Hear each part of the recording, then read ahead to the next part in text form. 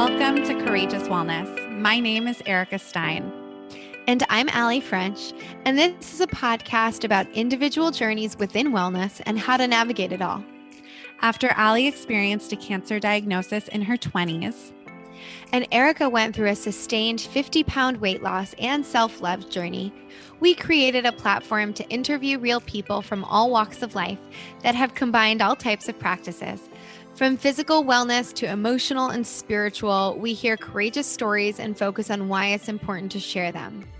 We are both certified integrative nutrition health coaches, and together with our community are learning to live our most purposeful lives by sharing one courageous story at a time.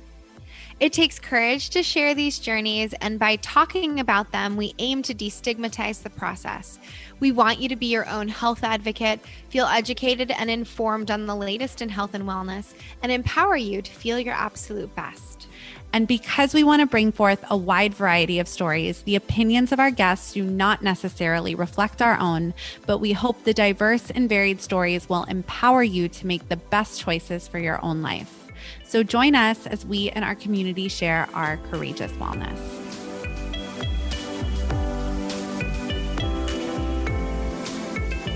Today on our show, we sit down with Sydney Weiss, creator, host, and producer of Seek the Joy podcast.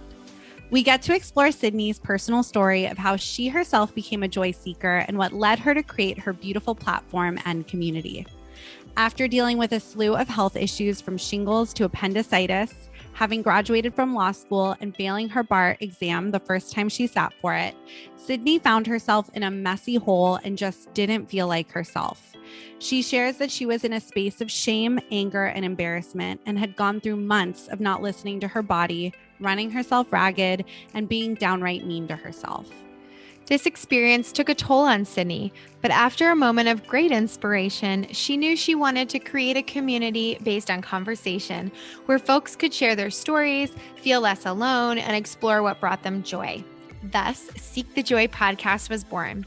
Now a practicing lawyer, Sydney balances her joy with the demands of her profession and explores with us how her daily rituals and routines cultivate joy for her. We thoroughly enjoyed connecting with Sydney, and you can even check us out on her podcast this week as well, which you can find in our show notes. We are so excited to share a new discount code with our listeners for Recess. Recess is a wellness and lifestyle brand that offers hemp-infused beverages designed to help people relax. An antidote to modern times, Recess offers us all a moment to reset and rebalance with their flavorful, unique combination of hemp extract and adaptogenic sparkling water made with real fruit. A wonderful alcohol alternative or just a fun afternoon treat to keep you calm, cool, and collected. With flavors including blackberry chai, blood orange, black cherry, peach ginger, and pomegranate hibiscus, they offer 6 and 12 pack subscriptions and sampler packs for your enjoyment. My two favorite flavors are the coconut lime and the black cherry, but I truly love them all and can't recommend the sampler pack enough, which is where I started. To save 15% on all beverages or subscriptions, you can use code COURAGEOUS at checkout when you visit takearecess.com. You can also find the direct link in our show notes.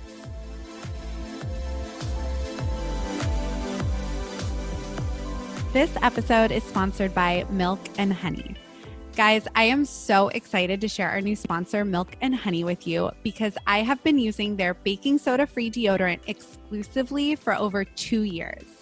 This gentle, aluminum-free, baking soda-free deodorant was designed to nourish sensitive skin while keeping you feeling and smelling fresh all day long.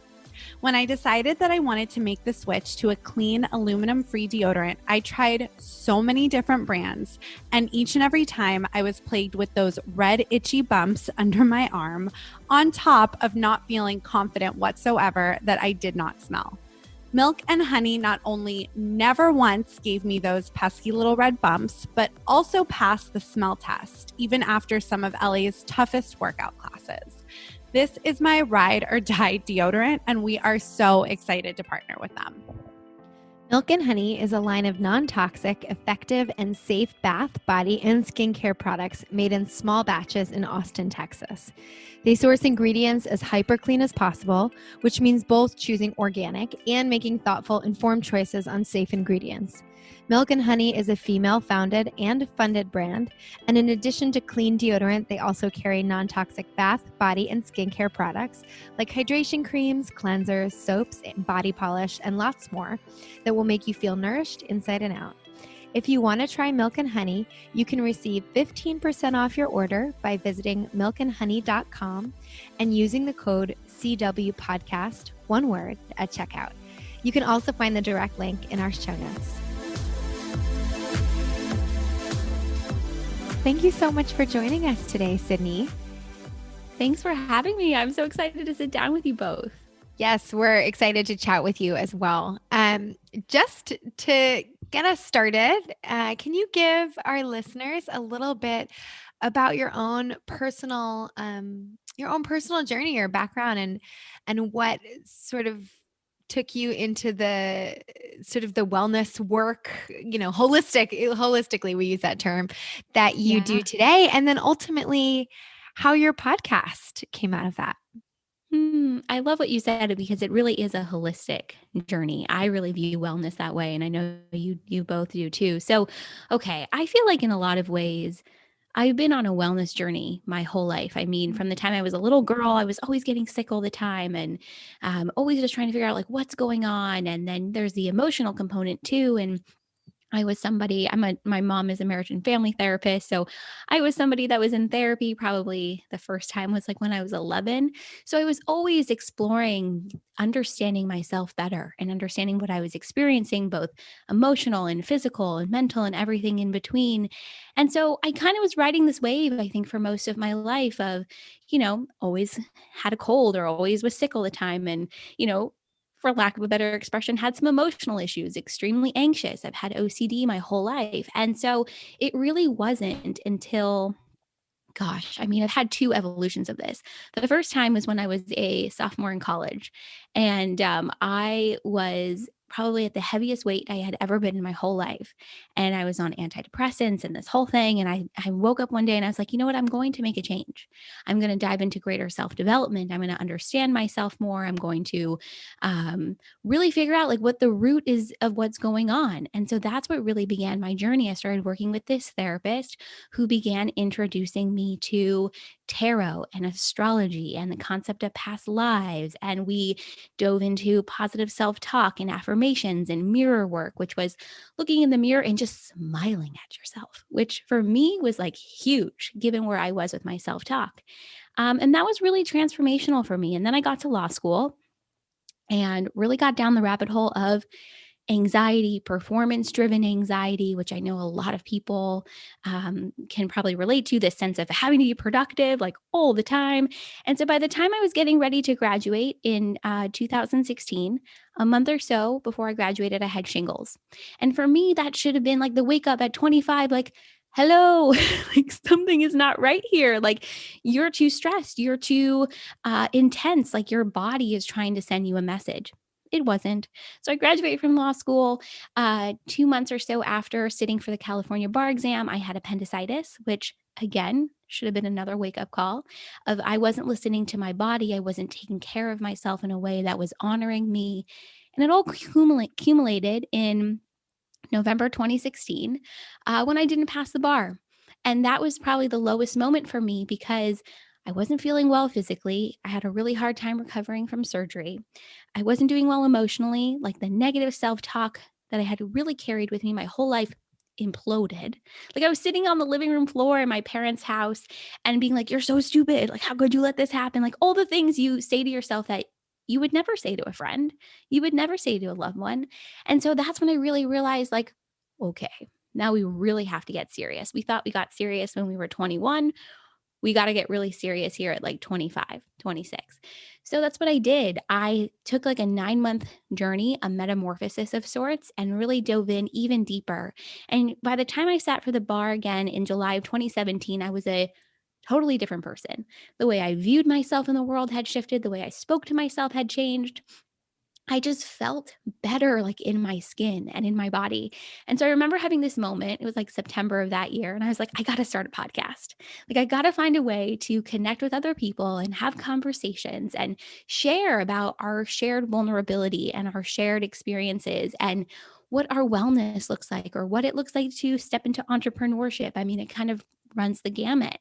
And so that's what I did. And that's when Seek the Joy podcast was born. I dove in right away. I loved podcasts. I was listening to like 10 a week. So it felt like a no brainer to try and figure this all out. And so my podcast journey has been with me through my journey of being a lawyer because I found out 2 months after that I passed the bar. So I became a licensed attorney. So the two have sort of existed simultaneously. So that's kind of, yeah, like my story, my wellness story. And the podcast we're going to be 4 in October, which is really fun. And I've really enjoyed it because it's brought me to people like you and having conversations and meeting other people and women in this space who really want to dive into wellness, I think, in a very meaningful, intentional way. So, yeah. Thank you so much for sharing your journey. It's so wonderful and so beautiful. And there's so much I want to unpack and go into. But the first thing I'd love to ask you, if we can explore more, is when you didn't pass the bar, right? The first time, as you mentioned, and you talked about that negative self-talk and slander. And I feel like it's something that I don't know if everyone can relate to it, but I certainly can relate to that, right? Where it's like, we're so hard on ourselves. And as you so beautifully shared, we would never, ever talk to a friend or a loved one like that. But yet somehow we do it to ourselves. And so, but I imagine, right, as you shared, that's such a big moment, right? Like that's such a big moment. And I think so many people can relate to having a big moment and then a big disappointment. So can we just explore a little bit more how you were able to really get through that time and then work on that negative self-talk to get to a place, right, where then you could pass the bar and start this podcast and live your best life. But what was that in between like for you, just to go a little deeper? I think it's really important to talk about that in between because we often talk about where we started and then where we are now, which as far as I'm concerned is still that in between spot because I'm not perfect at it. I have days where I'm still really hard on myself, but I think it's really important to talk about that in between. So I'm really glad you brought that up, Erica, because here's the thing. I have a bunch of post-it notes on my wall that say, I am powerful. I am enough. I am stepping into my biggest dreams because I need these reminders all the time. It's about interrupting that negative self-talk, that negative thought that you have, and replacing it with something positive. And if I didn't have the tools that I had kind of put in my toolbox throughout my life, I don't know if I would have been able to do that in the way that I did at the end of 2016 and beginning of 2017. But I really just made this conscious choice of I was tired of the way I was feeling. I was tired of the way I was talking to myself, the way I was viewing myself. It felt like just yucky, like for lack of a better word. I just didn't align with who I was anymore. So having that knowing of this isn't me, but then actually putting it into practice is like a whole other enchilada, as they say. It's like a whole other thing. You know what I mean? And so it started with writing things down, writing down affirmations, having these post-it notes, diving into books that felt really good. I remember at that time was when I really found Oprah as like Super Soul Sunday and her podcast. And then I was finding all these other podcasts I really loved. And just hearing other women talk about their journey really brought me a lot of comfort and understanding of myself. And then diving into different books. And it really just ultimately came down to me making a choice. And it's a choice I have to continue to make because at the end of the day, I'm my harshest critic. Like nobody in my life is critical of me. It's really just me. Like my parents aren't, my sisters aren't, my friends aren't, even people at work aren't. It's me. I'm critical of me because I hold myself to a certain like standard maybe, or you want to achieve a certain result. So ultimately I just had to realize like I'm my biggest critic and I'm going to make that choice to change it. Yeah, I think Thank you, first of all, for sharing that. I think, as you say, the in between is so important because we're sort of always in that in between space. There's always more Always. space, right? There's always more space to like work through. Um, but your choice to have awareness around it, I think that's important. And the fact that you share that is really helpful because I know for myself and for even others that I've spoken with, we all as humans have that like negative voice, whatever you want to define it as, whether it's like the negative ego or whatever. I think different philosophies and different sort of schools of thought call it different things, but we all have that internal loop that can be that critical voice for ourselves. And I'm sure it does serve a purpose sometimes, but I think we're not taught that it's normal to have that. So then we think there's something wrong with us, which perpetuates that cycle of negative thought. Like, how are you? Then it can be like, Yeah. oh gosh, how are you so hard on yourself? You're so terrible for being so hard on yourself, too.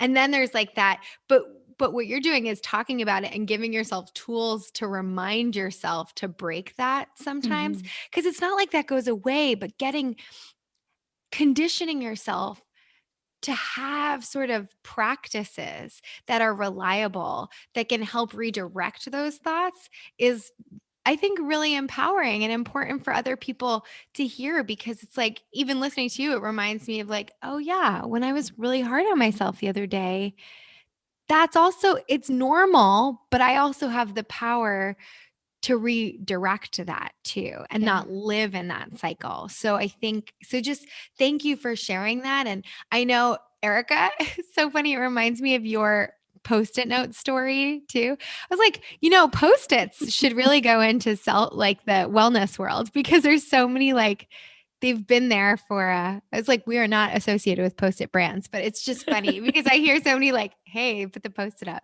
And Erica Yeah. has a post-it story, a hot pink post-it I story too. did. My self love journey started with writing, I am a treasure and I am a precious gem on a hot pink post it. And I chant and I put it on my Buddhist altar and I just like did my chant, but that was what I was thinking in my head. And Oh, yeah, it's so important. Was something I think, it's interesting because Allie and I talk about this a lot, but a theme that we have found with so many of our guests is this concept of daily practice, right? Or doing practices that really, like you said, self-care takes a lot of work and it's not just, you know, bougie BS. It's really hard work to take care of yourself. And so was that also a process for you or had you always been ingrained with self-care practices and tools? Like, was it kind of second nature for you to go to the books and go to the podcasts and go to taking care of yourself? Or was that something you had to learn and put into practice? I think this is a really important question, and I'm really glad you were going here because I think we often put a lot of our pressure on ourselves to know how to take care of ourselves. We put a lot of pressure on ourselves to have these practices, to have these tools, and the truth is I didn't. Like I am somebody who my whole life has struggled with self-soothing. And what does that look like? And having to teach myself as an adult how to do that. Mm. And it's no fault of my parents, it's no fault of my family. I think you can be exposed to good tools and practices and things to do, but not necessarily integrate it or not resonate with it. So for me, it wasn't second nature. I had to really figure this out. And I think for me, it really started with two things. One, and I think this goes back to everything that we've talked about so far, part of self-care, part of positive self-talk, really all of this comes down to worthiness, is knowing you are worthy. You are inherently worthy just by being you. Like you don't have to do anything more than wake up today and you are worthy of anything you want, wish for, dream, feel, etc. And I think for me that was a huge mindset shift because often I think we're taught like if you want this thing, you got to work really hard. You got to make yourself worthy. No, you are worthy just by being you. And for me, that has been huge. So, stepping into my own worthiness, understanding my own level of self worth for me was foundational. The other end of this for me, in terms of just creating a practice for myself. It really started in 2014 when I started practicing Kundalini yoga and having that practice for myself. And I mean, it blew the doors wide open. And my dad was actually the one that introduced Kundalini to me. He had started in 2013. And then one day he's like, I think you should come with me. And I was so resistant. I was like, what is this weird thing? Like, I'm not going to go like start chanting and, mantra and yoga and the whole thing. And I was like, fine, I'll go. There was something finally that was in me like, you got to go, you got to do this. And for me, that was transformational because it took everything to the next level. It was like I had understood mantra and affirmation and self-love and self-care, but this really deepened it for me. So for me, that has been huge. In the last 2 years, I haven't practiced as much as I probably was before. And for me, that has been huge, is knowing I can pick it back up whenever it resonates again, and not feeling this sense of pressure that I need to be so consistent, because for me, that just hasn't aligned. But having it and knowing it's like another tool in my toolbox has been huge. But yeah, I've had to step into self-care, and really teach myself what it looks like and what it means for me. And it's beyond the physical. Like self-care is emotional, it's spiritual, it's nurturing and nourishing your well-being so you are fortified to match or meet whatever it is you're experiencing. So yeah. I've had to teach myself for sure. Absolutely. Well said. And I like the idea, I'm resonating because Erica had mentioned I was like, we have no judgment about chanting because we very openly talk about our Buddhist practice where we both chant. So I'm like, oh yeah, chanting. I've never done Kundalini, but I love that. But it's, but what I like that you touched on was that when you are developing and cultivating, whether it be a spiritual practice or any kind of practice, really, to remove the element of pressure, because I think just like we are conditioned, just maybe societal conditioning, cultural conditioning, that it's like, if you're not doing something, and I think this goes back to this like productivity mindset and worthiness stuff. If you're not like doing something all the time, it means it's not there for you anymore, or that like things can serve us, whether it's like even exercise or forms of exercise can serve us differently at different times because our bodies have different needs at different times. And that's okay. Like that the journey can change and evolve and look different. And you might need different tools at different times in your life. And that's also okay. We want to take a quick break from this episode to tell you about our health coaching subscription service on Patreon. The Courageous Wellness Collective has expanded on Patreon to bring listeners and clients an all-access, accessible platform to educate, inform, and create nutrition and lifestyle habits to meet your personal goals. For $8.99 a month, patrons will receive weekly video content on topics ranging from blood sugar stabilization, gut health, hormone balance, energy, sleep, skin health, how to shop the grocery store, pantry staples, and much more. Included, you'll also receive access to monthly virtual events, recipes, awesome giveaways, and special guest content too. With this subscription, you are guaranteed at least 4 pieces of fresh health coaching content each month. To learn more and become a patron, visit patreon.com/courageous wellness or check out our show notes. We look forward to welcoming you to our coaching community.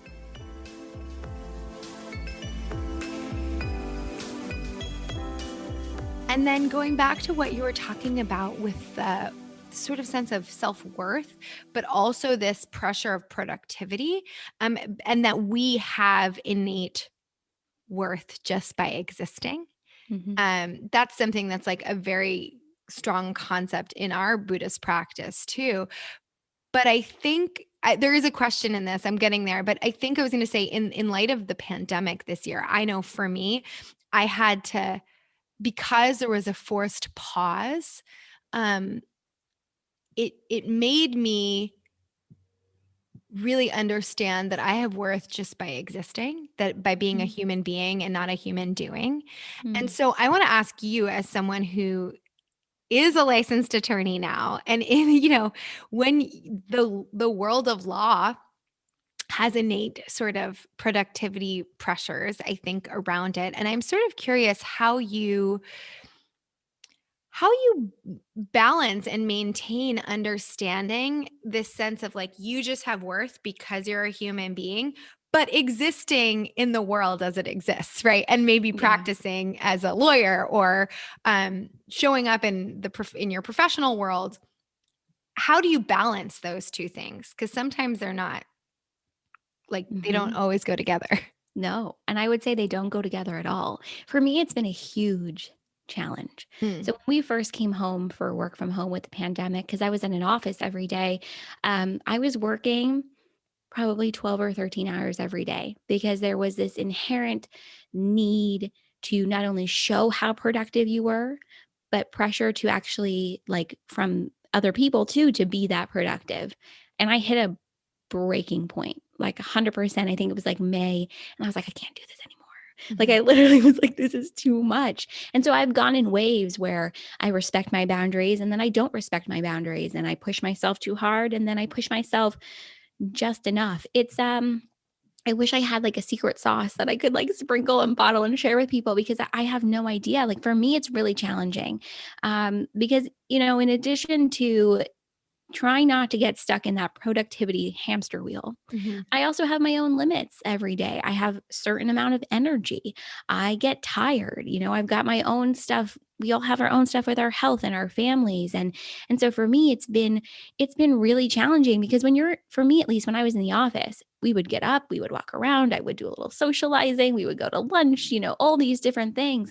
That's just not part of the everyday when you're working from home. So I've had to figure out how to sort of structure that back in. So for me, it's been super interesting. And I would say too, I have to constantly remind myself. Like there was a day this week where I just felt completely fatigued, like Mhm.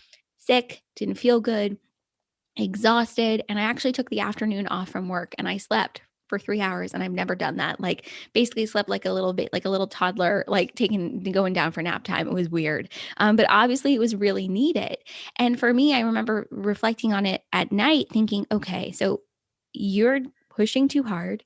You're doing too much. How can you scale back in a way in which you're still meeting the expectation that's put on you, but also honoring yourself, honoring your worth, honoring your own boundaries and bandwidth? And so I've adjusted in the 2 days since then. And I will have to continue to adjust because it's easy to get stuck in that loop. Especially for me, it's really, really easy. Especially when the people around you may not think always the same way in terms Mhm. of that inherent worthiness or having, that productivity loop. So it's been an interesting adjustment to say the Yeah. least. But I'm somebody that works probably too hard sometimes. And I'm just learning to, figure it out as I go. Mm. Thank you. What has been something as we shared, right? Like there seems to be themes from all the episodes we do where we're like, like Yeah. this comes up over and over. What has been a theme that you've learned in the 4 years of doing your podcast? Is there something that's really stuck out to you or a commonality between all of your guests? Hmm. That's a really, really good, beautiful question because I'm right there with you. Like, there's a lot of commonalities with what is shared. And I think a big theme, well, a couple of them. The biggest one that I can think of right now is just that it takes a tremendous amount of courage to be vulnerable. And being vulnerable doesn't have to be sitting on the phone with a friend and crying and sharing your deepest, darkest secrets. No, being vulnerable can be just choosing to share what you think or how you feel or show up in a way that's more authentic to you. And what I've learned and what's been a big theme within that is that we're all chasing that level of vulnerability that aligns with who we are, that aligns with what we're comfortable with. I think another big takeaway or theme, I guess you could say, um, is that at the end of the day, we all just want to be seen. We want to be heard. We want to know we're valued. We want to know that our experience is seen by somebody else and understood. I think, it's interesting, especially you said this so beautifully, Allie, about how with the pandemic, you're a human being, not a human doing. And I think for a lot of us, that has really resonated in the last year, especially because we want to be seen for who we are, for how we show up every day, not for our output, not for our, our success. And for me, that has been a big part of my journey, because in November 2016, when I didn't pass the bar, I based my entire self-worth on output, on the external, on that level of quote unquote success. And so I had to redefine how I view success, which has allowed me to redefine how I see myself in the world and where I place my value. And I think we're all really looking for that, is just to be seen. Yeah. I think For who that's a we- good, yeah, it's a good point. And, Erica and I was going to say, this is a kind of a side note for probably another conversation, but I think we've really reflected that that's like, when you grow up in capitalism, like Mhm. that's what we're taught. And Mhm. so unlearning that is really hard, because we don't live in a world that teaches us that there's just innate value in life and not just in productivity. So, and yeah, it's super easy to internalize. And I'm right there with you. This year has been a huge wake up call about that. So, I mean, that's like some of the silver lining of, a very sad and difficult time this year. So thank you for sharing that. I think that's incredibly relatable for a lot of people. Yeah. And I love what you said too, that it's about this process of unlearning. And I haven't thought about it in that context actually until you just said this, because I've been going through this, let's say, the last 5 years of really working with myself to know that what I produce or what's viewed as success doesn't define me as Sydney. It has nothing to do with who I am. But I never thought about it through the lens of unlearning based upon what we are taught growing up in Western society as children. And I think if we were to dig down into the root of what so many of us experience and what we long for, it really goes back to that of where do we place our value as who we are as humans, as people. And it goes far deeper than I think what anything we've been taught. Yeah, I love that you said that. That makes so much sense. well, thanks. Yeah, we've sort of thought a lot about this. I think we've had so many conversations about all the things we need to unlearn as women in society, all of it. So yeah. What is your astrological sign? I'm so curious. Yeah. Sun sign is Aquarius, rising is Cancer, and moon is in Taurus. Oh, neat. My moon is in Aquarius, so I love an Aquarius. I was going to say that's, when Erica brings out the astrological sign question on an episode, that like she's having a good time. I love it. It gives you so much insight into somebody else. And I'm sure many of our listeners, at least for me, when I listen to a podcast and I like the people I'm listening to or I'm vibing with it, I'm like, I wonder what their sign is. I do this too. And I wonder about their human design. I just wonder about all the things. And what is your human design now that you mentioned it? I'm a projector. Same. What are you, Allie, again? What are you, Allie? I'm a generator. And I'm pretty sure I'm a generator. I have to go back and look. We did a great episode, but it was like a year ago almost. And my astrological sun, moon, and rising are all Aries. Oh my gosh. I just apologize to people. I'm just like, I love it. I love it. Oh my God. So it's, lucky Erica. But no, actually, my sun is in Libra, and Libra and Aquarius is actually like a Libra perfect match. Libra and Aries. Sorry. Yeah. So, no wonder you two complement each other so well. I love it. We're good wives. But anyway, so I would love to learn a little bit more about your podcast. If any of our listeners haven't checked it out yet, I think Erica opened it up really well with that other question. But so you let's go back a little bit to when you said you started it around the same time you passed the bar. And it's turning 4. And I honestly think that as I was going to say, we're not a super young podcast anymore, but we are like moving. We're like a tween podcast. We're pushing. We'll be 3 in June. May or June. Yeah, we'll be 3 in June. So we're a little bit younger than you. Not by much. We're all in the same ballpark. Maybe like a year. So what have you learned as a podcast host that has been able to sustain 4 years, and why have you been able to sustain it? I'm really curious. Mm, Because I think that says a lot, actually, mm. especially I think there's like 800,000 podcasts and only 100,000 of them are active. I read that. Yeah. Maybe that's like an old statistic, but still. I think that sounds about right. I think we're Yeah. pushing 1 million podcasts at this Okay. point by the time we're recording.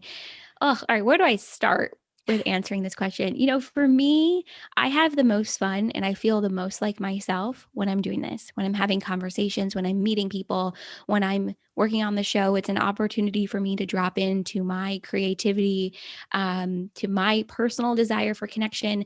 I shared this. I hope I shared this. I think I shared this at the beginning, but the podcast really came because I was desiring connection. I was desiring the sense of community and wanting to come together. And for me, I think that desire is what has kept me going because it continues to be fun, because I continue to meet new people, because I continue to learn more about myself and learn about the guest. It's so interesting. And I'm wondering if this is the same for you both as well. I learn something from every conversation, but it's not what I expect to learn. And then when I hear from the listeners what they learn and how it's sometimes the same and sometimes different, it just reminds me of the beauty and the nuance of conversation and of connection, and that there's really a golden nugget in all of this for everybody. And it's going to look different for everyone as well. And so that for me is really what keeps me going. I have found my voice through this journey. I have found a deeper connection to self through this podcasting journey. I had a lisp growing up. I was a kid that did not make phone calls. I made my younger sister do it. I made her answer the phone. It continues to remind me of it to this day because I was embarrassed by my voice. And this journey has really allowed me to step into my voice. I don't have a lisp as much anymore. Sometimes it comes out with certain words, but for me, it's just been so healing. And I think that's also in part why I continue to keep going. And my show is really focused on storytelling. It's really about stepping into sharing your story, sharing your journey, your experience. And it's really inspired by our ongoing journey towards growth and self love and stepping into this level of courage through vulnerability. And so I think it's that aspect of storytelling that has allowed it to sustain itself, kind of. I've started a sister podcast as a result. It's called Stories of Inspiring Joy, because Seek the Joy is more interview based, and Stories of Inspiring Joy, someone hops on the microphone, shares their story twice a week, and it's just them. I'm not part of it. And I think as a podcast host, that's really meaningful to me, that I'm not part of it. I'm not part of the conversation. I'm not asking you questions. You just wanted to be part of the energy of this show and part of this platform and want to share who you are. So that's been incredibly fun and rewarding and a huge honor. So I hope I answered your question. I don't remember what it was at this point. No, you did. You did. I'm just wondering, I'm always curious when podcasts are able to continue. I Mhm. want to know about the essence of them because Yeah. there's a why there. I mean, it's Mhm. easy Yeah. to not. And I think that applies to a lot of things. Absolutely. But just like the sustainability aspect of doing Mhm. something consistently like this, creative output like this consistently for 4 years is pretty remarkable. Mm. So, I just wanted to share that if we have any Yeah. other podcasters, sometimes, we have friends and then that's the fun part of this community. You said like creating relationships and sometimes within our field too. So I always am fascinated to hear just Yeah. like the journey of the show, Yeah. You have to know your why. Mhm. You have to know your why, and you have to be able to always be able to verbalize what it is and connect with it. And the minute you stray away from your why is when you will start to feel like either I don't want to do this anymore or I can't do this. You have to connect to your why, and it has to be fun. The Yeah. minute it's not fun, let it go. Start something else that's new. For me, it just has continued to be fun. But it is a lot of output. Like, I know you both know this so well. It is a lot of output. I do it in addition to my full-time job as a lawyer. So I've got 2 full-time jobs. And so sometimes, yeah, I'm pretty pooped. I'm tired. And then other days I'm like, this is the best. I'm so energized. So as long as I still feel the second thing, I'm going to keep going. Yeah. Yeah. Oh, well, thank you for sharing your journey, and thank you for sharing everything you've shared today. It's been such a joy to Mm. get to know you. And thank you for sharing your wisdom with our listeners. And we can't wait to go on your podcast too. Yes, I'm excited. Thank you guys for Yes. having me. This has been wonderful. Oh, of course. But as we wrap up, we always conclude with 3 questions. And so I'm going to ask the first. And we kind of touched on this early on, but what are some of your self care practices and your non negotiables when it comes to your self care? My non negotiable, I'll start with that when it comes to self care, is knowing that it's going to evolve. And having that knowing for myself has been huge, and not forcing myself to be consistent with any one practice. We talked about this a little bit earlier, but something I was thinking about as we've continued to talk about this is that you have to redefine consistency for yourself and choose what consistency will mean. And for me, that has meant tapping into a practice or a ritual or something that I feel called or inspired to do, not because I feel like I have to, but because I feel inspired to do so. So that's like my non negotiable when it comes to self care. I would say my practices kind of go in rotation. It's getting movement in, whether that's a workout class at home or a walk, it's journaling when I feel called to do so, it's sitting in meditation. It just kind of revolves. And I think the biggest thing for me with self care is just the biggest practice is honoring my boundaries and knowing my boundaries by trying to recognize, being better at recognizing my bandwidth and when I've hit the end of that rope, which is a journey. It is totally a journey, but those are my practices. Thank you. And then the second question we ask everyone is, what does being courageous mean to you? That's a beautiful question.